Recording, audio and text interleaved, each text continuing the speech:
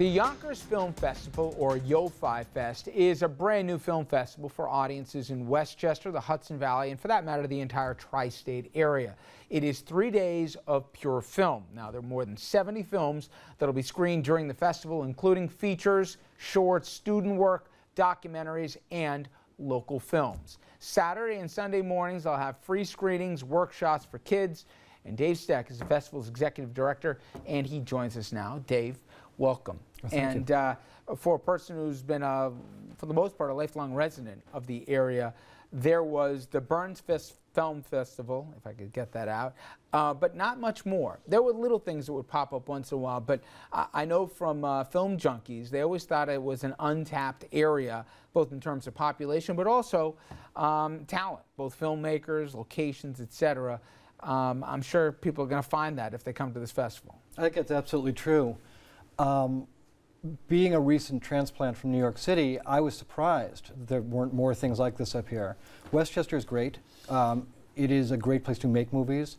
It's a great place to see movies, but it's sometimes a difficult place to go find movies to see that aren't your mainstream movies. So when my wife and I would lament the things that we missed most about the city, this was one of them. And we kept saying, somebody should do this. Somebody should have a film festival. Somebody should make it so we can see movies that we can't see on cable TV and that we can't see in the megaplex. Because we like those, but sometimes we want something different. And we realized after a while that that somebody was us. And that's what we set about doing. And to your point, there's a huge amount of talent in Westchester. And they've really rallied behind us and helped make this possible. I want to play a clip here, and this is from the movie The Mirror.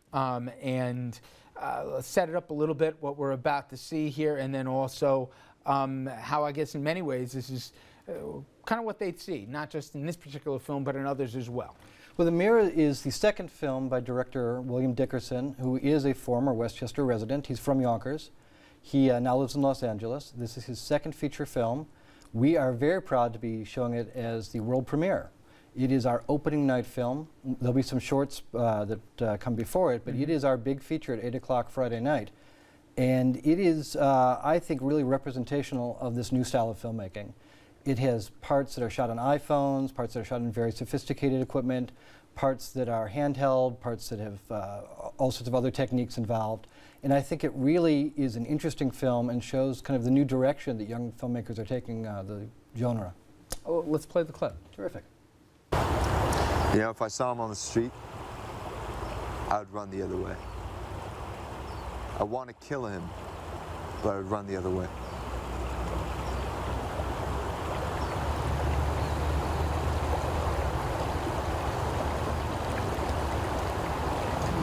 I don't know about Taylor, man. I think he's getting unhinged. Really?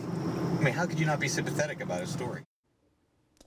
And I've heard from people, and you're much closer to it than I, from the industry, that iPhones, speaking of Burns, the actor, Burns himself, he shot a whole film on an iPhone.